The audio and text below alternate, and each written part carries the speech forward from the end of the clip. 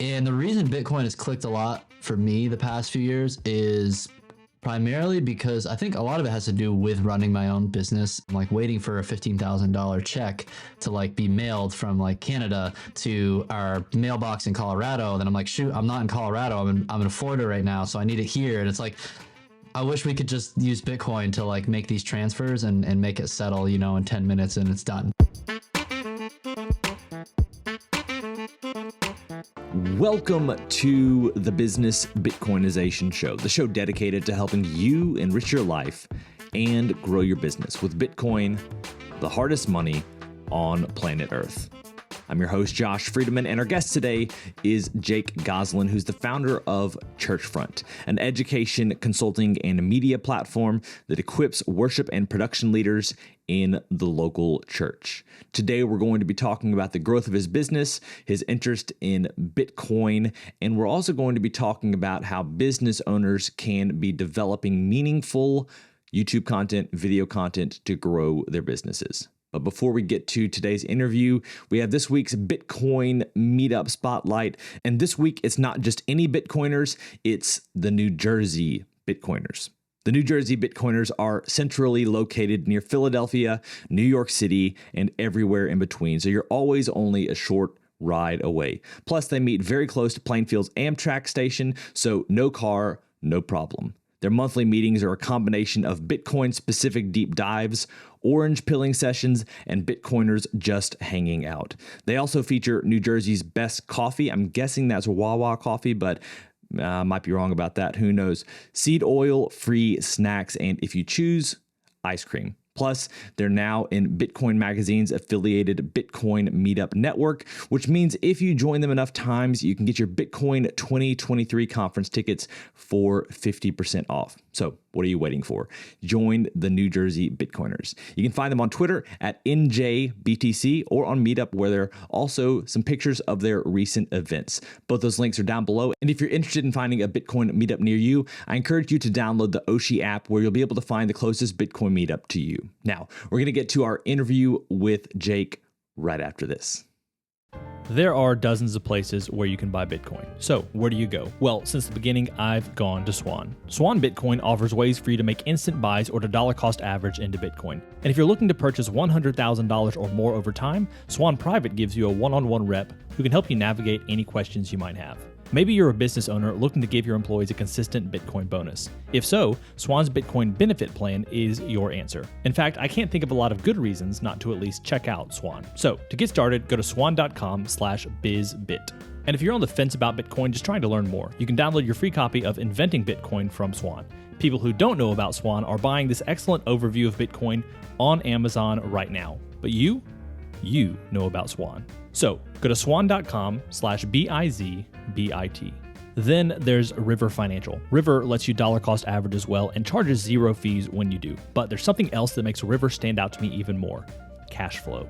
If you like your money making money, River's hosted Bitcoin mining service might be just what you're looking for. Through River, you can buy new Bitcoin mining hardware that they'll then run for you. Or you can select a miner that's already up and running and start receiving Bitcoin in as little as 5 days. This is a great option to grow your personal Bitcoin stack, but it can also be part of your IRA or business account. Go to bizbitshow.com/river to get $100 in Bitcoin for every miner you purchase through River. That's bizbitshow.com/river. And last but certainly not least, we have Oshi. If you're looking for a risk-free way to take Bitcoin for a test drive in your business, Oshi is for you. Oshi lets you give your customers cash back in Bitcoin using the Bitcoin Lightning Network. Merchants love the Lightning Network because it provides instant payment settlement and makes chargebacks a thing of the past. It's great for you, but what's in it for the customer? Oshi changes this. With Oshi, you can set up promotions to incentivize customers to pay in Bitcoin. There are zero processing fees, and you only pay the 2.5% platform fee when customers actually make purchases. To see if Oshi's right for you, go to oshi.team/bizbit. Once again, that's oshi.team/bizbit. All those links will be down in the show notes. And now, on to today's interview. Jake, welcome to the podcast. Thanks for having me, Josh. Great to be here. Thanks for that intro. I forgot I gave you my quick little bio, so I was like, that's exactly what I do. That's like, how'd you come up with that? And I told you that. Absolutely. And for, we're going to get into our initial 5 questions in just a second. I already told you this before the interview, but to kind of set the stage for people who may not have heard of Churchfront before, I have a brother who is a worship leader at a church. He said that you were a top 3 content creator in the space. And I told my brother, who is a senior pastor at a church, that I was going to be talking to you. And he said, no, you're number 1. So you don't have to confirm or deny that. But just to give our listeners an idea, you have a very successful business, and I'm looking forward to getting into these questions. So you ready for them? Yeah, I'm ready. Let's go. All right. First question, when and how did you first learn about Bitcoin? I first remember hearing about it in 2015 or 16 on the Planet Money podcast. Then that was a time I started to learn more about business and economics. I listened to that podcast a lot and I found it fascinating. I just remember that was the first time I ever heard about it. Maybe I had kind of heard about it before then, but the first time I ever gave it any conscious attention. And apparently the way it was explained wasn't very helpful for me at the time, or because I did not become a Bitcoiner then. Instead, I just kind of watched it from afar, heard about it during the hype bubbles. So it wasn't until late 2020, a younger cousin of my wife's, he's like a kind of a finance nerd, and we kind of always geeked out about investing stuff in stocks. And then he's like, dude, you gotta learn more about Bitcoin. So he kind of got me onto the Bitcoin bandwagon during the euphoria of the late 2020 rally into 2021. And that's when I read the Bitcoin Standard. I remember reading that book in November of 2020. This was when Bitcoin back then, it's actually trading not too much lower than it is right now.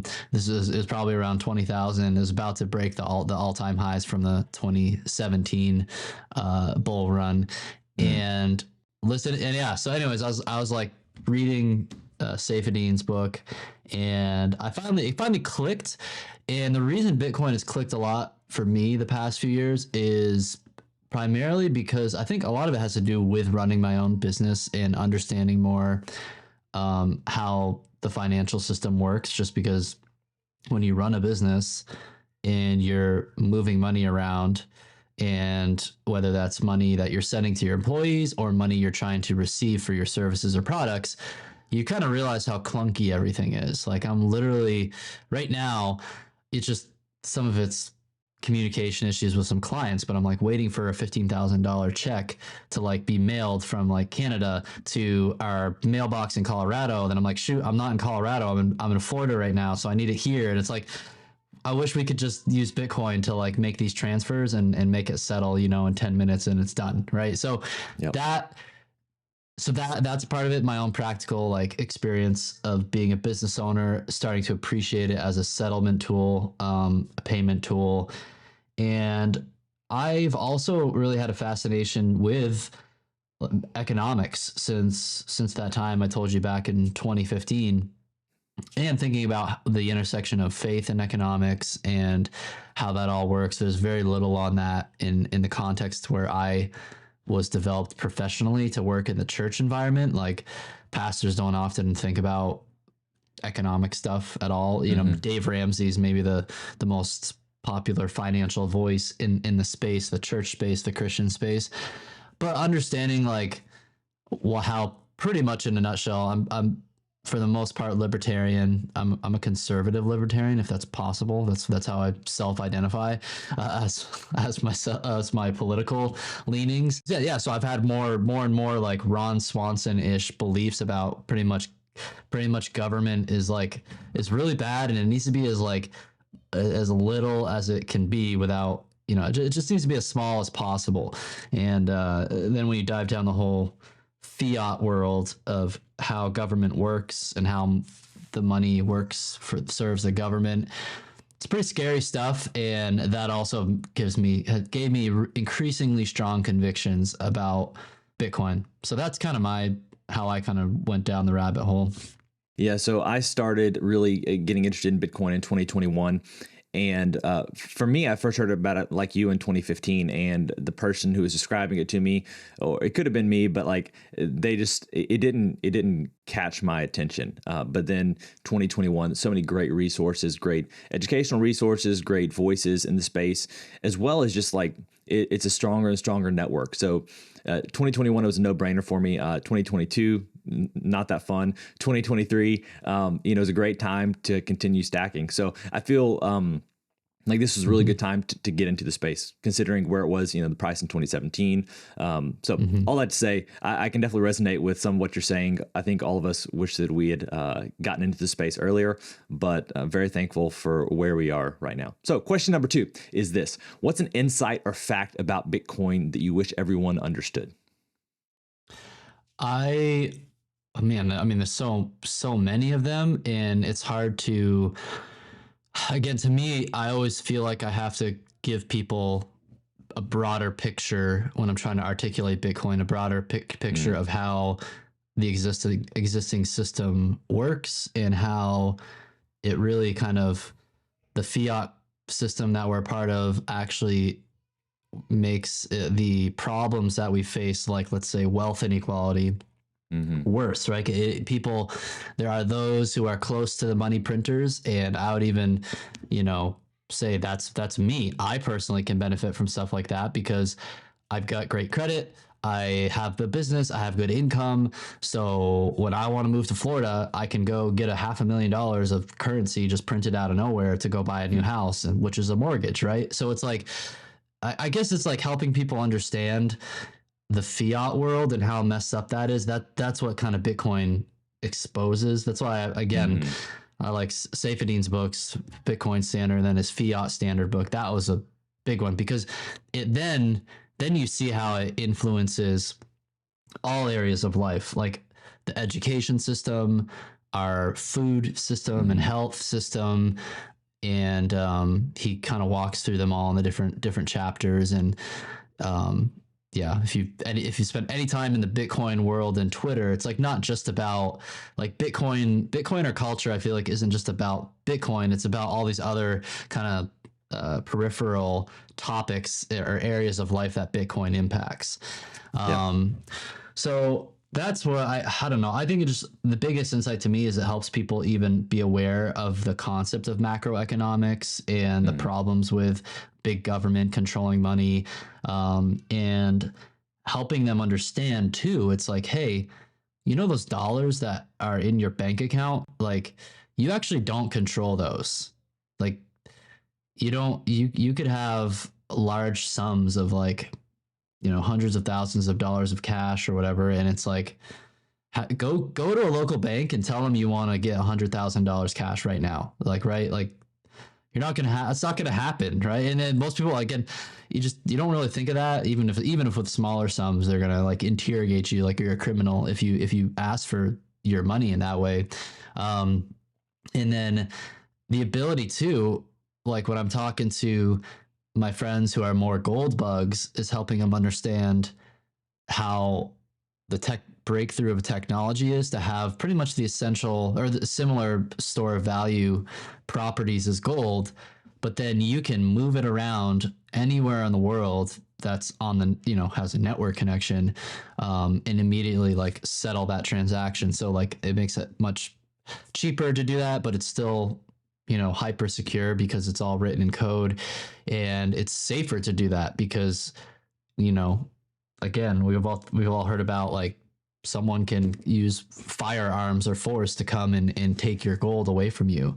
Right. But like, if you have your Bitcoin recovery seed in your head, it's like, they can't really take that away from you by force. Well, if they try to kill you, it's like, they can't get it either. Right. So those are some of the things I'm like, wow, this is a really fascinating technology. There's probably a lot more other insights. I feel like it's so many different ways you can go with it. I think the way you described it makes a lot of sense, though. It's like it's a stepping off point into a whole lot of other areas. It makes you question a whole lot of other things, and very frequently to positive outcomes. Every once in a while, you start seeing people go down some crazy directions, and maybe they're still right, but definitely a lot of really good areas connected to money, to value, to food. So question number 3, you've already talked about Saifedean a couple times, so that might be your answer. But what's the Bitcoin resource that you most recommend to other people? Yeah, for sure. The Bitcoin standard, the fiat standard. I really like the Bitcoin layer. I read that one more recently.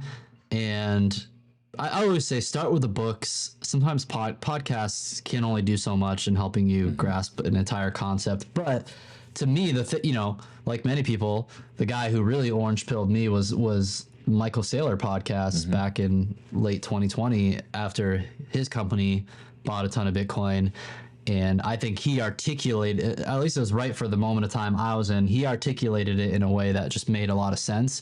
And I still think he's obviously like one of the best Bitcoin evangelists per se of getting that message out there in a way that is simple to understand. Because a lot of smart people have a hard time explaining things in a way that people who don't live in that world all the time can understand. So question number 4 is this: beyond Bitcoin, so outside of the Bitcoin realm, what is a resource, an idea, or a tool that's been helpful to you or your business recently? So the nature of my business, for folks who are listening, it's a service-based business where we offer consulting. So we do a lot of virtual consulting for churches over Zoom, and then we do a lot of online courses. We do, have a YouTube channel, and we have live events. So to us, like I mean, some of the resources I've looked up to lately, I would say, is a guy like Alex Hormozy. He's kind of like taken the social media accounts by storm, and for good reason. I think he has really great content, and following his business tips, like simple things like, hey, like for your services, like you should be offering more flexibility with payment plans for people. So it's like if you're selling a $5,000 service or product, it's like give them the option to basically like break that up over time, and you're gonna have way less objections to close those deals. And what do you know? Our team started doing that, and it's great. We actually are able to increase our pricing, offer more flexibility, payment plans, and everybody's happier at the end of the day. So he's been a great resource. If folks are like newer in business, I always say read the book Profit First by Michael Michalowicz, because that is what I use from day one when I was a freelance videographer to now a small business. We're not a huge business, but we're over 7 figures, and we're a team of 4 people. So it's like, decent chunk of money moving around. And I've had to learn capital allocation, how to know, how much do I set aside for taxes? How much do I allocate for expenses like payroll and software and the things? And he has a really good model that I feel like works for literally a $10,000 a year business up to like a $10 million a year business. So Profit First, check out that book. I always recommend people. And then guys like Pat Flynn were a huge mentor to me. He does a lot of online business stuff, a blog, Sam Oven stuff, consulting.com, Taylor Welch with trafficandfunnels.com. So those are all kind of my mentors. I've kind of pieced together all the good things they have and kind of made it my own. And that's where I'm at today. Excellent. Now we have our final, what we call our arbitrary but insightful question, and it's this: as a general life principle, is it better to ask why or why not? My gut says why. So I mean, the thing that first thing that comes to mind for me whenever we have questions is when sometimes we come up with like a new product or service idea or new offering with our business, and I'm learning that I guess maybe I'm just becoming older and less more risk averse as I don't know, as we get going. But also I've learned like it's hard to like just take on any new idea and execute on stuff. It was easier when you're actually getting going, I think, because you can try a lot of things, see what's working with your market, and then just like once you find it, you hone in on it. But even as we grow, I feel like it's even more important to like say no to more and more things, because now we actually have the resources. We could go into other kind of areas of our niche. Even in the worship and production world I'm in, there's lots of different products. But so a new idea comes to me, and I don't know, I'm like, why do it? Like, why, if it's gonna take our core attention off of what we do with our core offering. So I don't know. Now I'm gonna think about that question more, because I'm not even fully satisfied with my answer to it. But I think usually I find myself asking myself just why, Usually not. Why not? Yeah. Yeah. Well, and I think part of it is just hearing other business owners, other thinkers process through and share why they've chosen something. Because at the end of the day, you can make a case for either one. I have my biases, but it's helpful to understand how other people think. And you've kind of described that with some of your previous answers, just like understanding how different business owners who are successful, understanding the process, why they're doing what they're doing. And then you kind of take it and apply it to your situation. So I appreciate you kind of reasoning through that for the audience. Now today, we're going to be talking about a little bit about Churchfront. You've already shared with us some of why you like Bitcoin.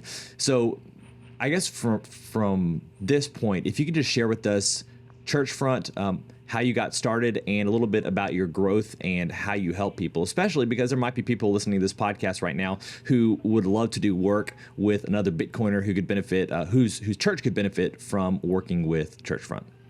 Yeah. So I, from a earlier age of high school, I felt a pretty clear calling into worship ministry because I just started serving in the church since I was like in 6th grade and loved the worship band, loved music.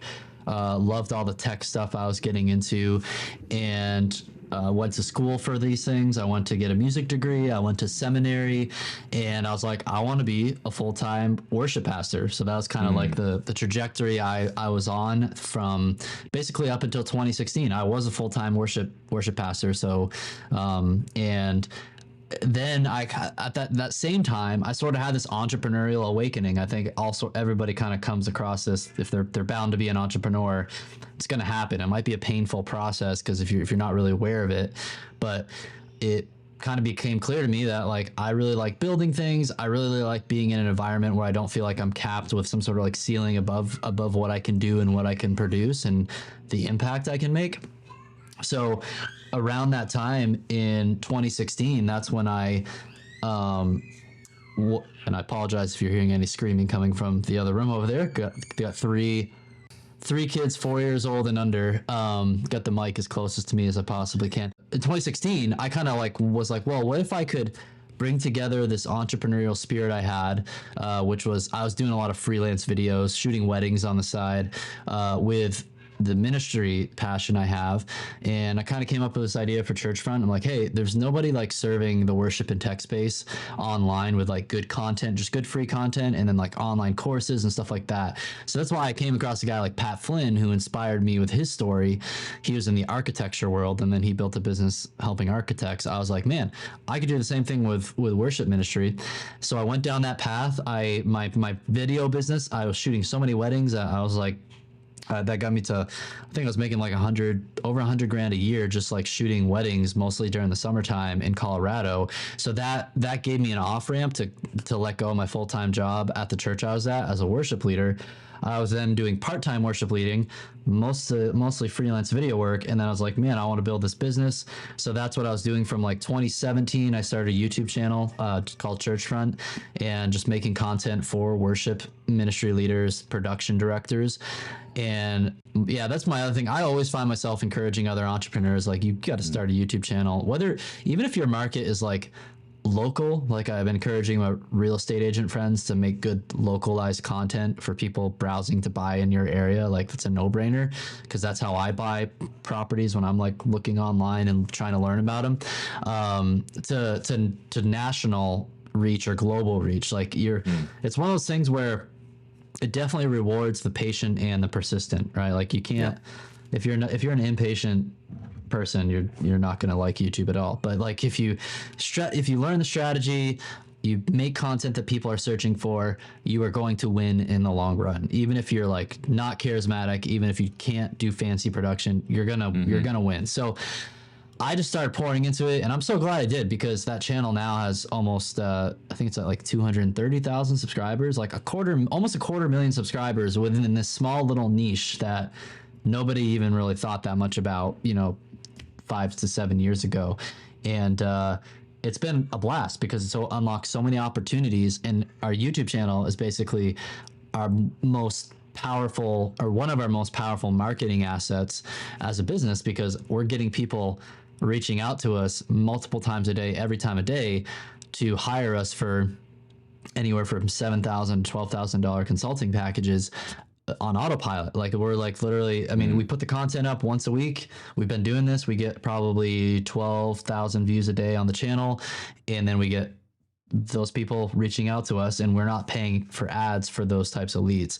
I do ads for other types of product sales, but that was just, yeah. So anyways, that was kind of the journey. It was like I was eventually able to go full time with Churchfront when I launched a membership site, and then since then was kept kind of dialing in, tweaking the offer, realized like if I'm going to scale, if I can hire good team members, if I can actually help clients better, we're going to have this more cohesive consulting offer, which is like you're getting real help from real people virtually or in person, and then combined with the online courses we've made. A lot of people too, they think they go in an online business world and they're like, I'm just going to be behind a computer, not talk to anybody, and I'm going to be a gazillionaire. It's like, nope, like that's not going to actually, it's actually both and. Like you can combine the power of the online tools with good old fashioned talking to real people, whether it's in a sales conversation or a consulting coaching conversation. That's how a lot of cool stuff happens. Or actually showing up and helping them on site, doing some done for you services. So that basically it kept growing. In like 2020 was a huge year of growth for us because of the pandemic. Every single church was trying to figure out how to live stream. I was one of the few channels that had content on this. So these videos went from maybe a few like tens of thousands of views to 500,000 views, like in a very short amount of time. And it was just, people watching the videos, buying courses, buying products with affiliate links. We were finally dialing in our consulting offer. So it was all basically adding up to a place where now, we bring in like, I don't know, somewhere between anywhere from like 80 to 120K a month or something like that as a business. That's awesome. And thanks. Yeah. It's just like, I didn't go to business school. I like went through some programs myself to like learn the building blocks. And if you're just persistent with this stuff over time and you don't give up, like, and you're patient, you're going to win. But for a lot of people, like now you look back over 5-6 years, I feel like it doesn't seem that long, but then in the middle of it, it's like, yeah, that seems like forever.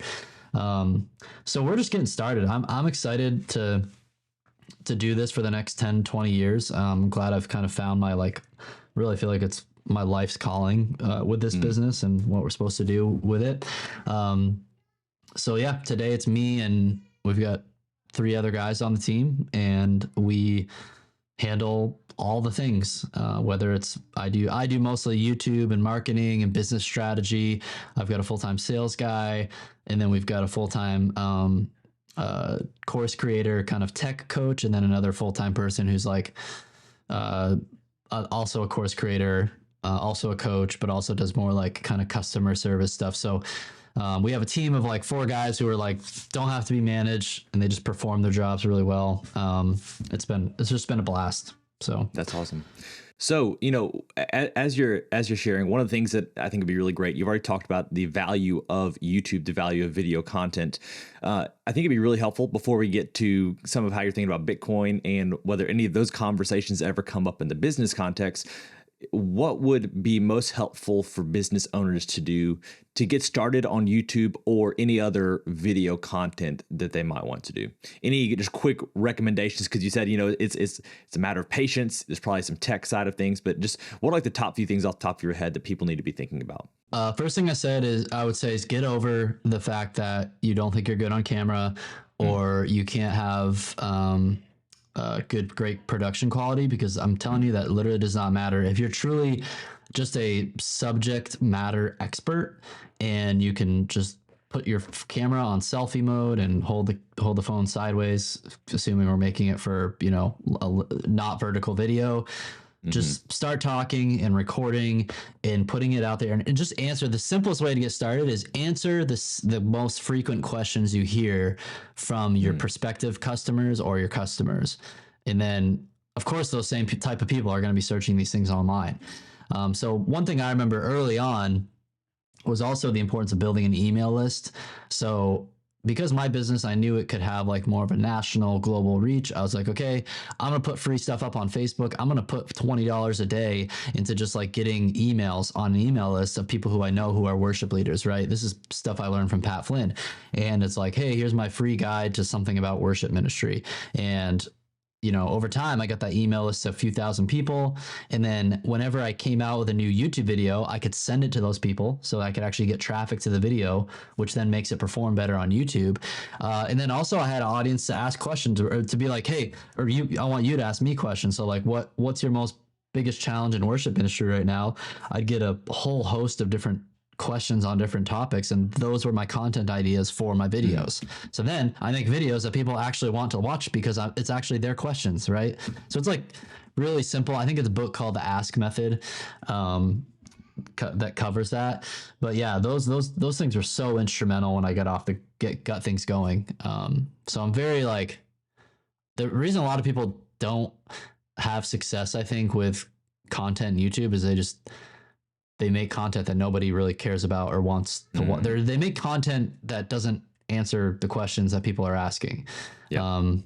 So you're either going to be like super kind of entertaining, like that piques the people's curiosity, like a Mr. Beast in his videos, or just like but the best long-term strategy with YouTube is it's a search engine. So give people the answers they're searching for. Yep. That's a good word. I appreciate that. Now, one thing that I remember from a few weeks ago is that you were playing with accepting Bitcoin payments on your site. Is that something that people are interested in? Do you plan on pushing that? Or is that just something you plan to accept as more and more people begin, maybe to your point from just a second ago, asking about it? Yeah, so I was actually surprised how easy it was, because for some of our products, we have like online courses that are they're like a couple $100, it's like your typical e-commerce type store. We use WordPress, and I'm using WooCommerce to manage all those like purchasing of the products. And I didn't realize how easy it was to have the Coinbase Commerce plugin installed on WooCommerce, so you can accept Bitcoin. You can also accept all the other like shit coins too. But I was like, no, I'm not going to accept those. I just want Bitcoin, because that's like, Love to hear it. I don't hold any other crypto, right? So it's like just Bitcoin. And part of the reason I want to do it, well, a few reasons. First, I'm a Bitcoiner, so I want to have some sort of avenue to accept payments if the opportunity arises, or if people want to pay me that way. Has anybody used that feature yet? No. I'm like kind of bummed, but then again, I haven't really put it out there. So one idea, and I was wanting to chat with you about this, see what your thoughts are, but like, basically I have it set up so I could have people like, I could send an email out to my list and be like, hey, if you pay with Bitcoin, you'll get a 10% discount, right? So I have it set up so the software, when you check out with Bitcoin, it'll just automatically discount the product.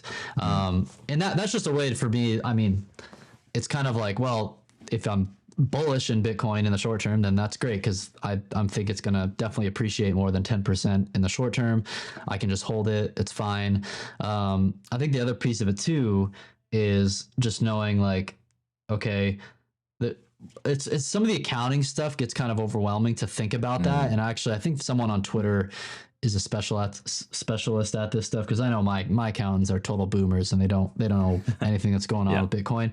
But like, I was thinking it makes sense as a business to even just have just like a small part of the revenue could be paid in Bitcoin, because that could be part of the slice of the revenue that just gets stashed away in savings immediately. Whereas like a lot of the revenue that's paid in fiat dollars, that's where we actually have to, pay payroll and set aside money for taxes, things that just can't be super volatile, like Bitcoin is. So I can accept Bitcoin payments with Coinbase Commerce through like automated checkout systems with WooCommerce, but Coinbase Commerce also makes it simple just to like drop an invoice and just send someone an invoice and be like, hey, pay it in Bitcoin, and boom. So for us, long term, the strategy is like, there's a lot of people in Africa, especially like countries like Nigeria. And I think that's going to make it easy for them to start paying for our products. And what I need to do, this kind of reminds me of that, because I haven't done this yet, but I can actually segment out my email list to like to Africa and like those countries, be like, hey, if you guys want Churchfront courses, maybe I'd actually give them a significant discount, because their economy there is like horrible thanks to our fiat system, right? And I could actually do that, and then it'd be fun. It'd be a cool way to bless them and just give them an easy way to like get access to my courses using Bitcoin. So I'm gonna try that. I wish I would have tried it before this podcast. I could have told you how it went, but we could talk about it later too. Yeah, that'd be awesome. I'd love to do a update in the future to see how things are going. Just for listeners right now, and this is kind of for you as well potentially. But a few of the businesses that come to mind, and you may be talking about some of these, but Satoshi Pacholi Accounting, Joe Wood over there, we've interviewed him. He might be the guy on Twitter you're thinking about that does the accounting side of things. Another one, when you're invoicing in Bitcoin, which isn't super relevant to you but could be relevant to someone, is Zapright. We've interviewed the founder as well, John Zapright on Twitter. Then IBEX is a great point of sale system if you're looking to either keep it or keep the Bitcoin or even transfer it into USD. And then finally, for the discounts, I really like Oshi. They're Bitcoin only, and what they do is they give you cash back or sats back in Bitcoin. So, and that for you, that's another way. If you're on Oshi, you can you're searchable on Oshi. But I like sending people to Oshi. Like even on this podcast, they will have already heard about it because I like to send people there to find like a Bitcoin meetup. They also have like when you pull up the map, you can see different Bitcoin meetups in your area. So it's kind of a cool thing as well. Cool. But yeah, those are a few Oshi, companies. How do you spell that? Oshi? OSHI, and Michael Atwood is the founder there, and he will usually just person to person onboard you, or at least talk you through some of the possibilities. So Oshi, Michael Atwood's top notch guy for sure. No, it's fascinating. I'm looking at their website. It's like, I love hearing about all these different tools. It's awesome. And there's so many that are being developed right now too. It's super exciting. Some things I just haven't even explored yet. But this has kind of like been a great conversation. Talked about really just a couple of different things. Are there any final thoughts you'd like to leave people with? I really appreciate the YouTube insight that you've given people. Any other thoughts you'd like to leave people with before we finish up today? Yeah, if you're out there hustling, building a business, keep at it. Part of me is like, it's easy. Don't let Bitcoin be a distraction, because that's where I find sometimes it can be from the core thing of like, hey, you have a particular gift of a product or a service that you're offering to the world. So like hone in on that as time goes on. That kind of my approach is like, yeah, as these tools make sense, I'm going to start implementing them, maybe even try to be an early adopter to help encourage more adoption out there. But my thing, this is more just preaching to myself about like, just don't get distracted by like daily volatility of price movements or some of the dumb drama that goes on like in the crypto world and stuff like that. Just keep on keeping on, building and making great things.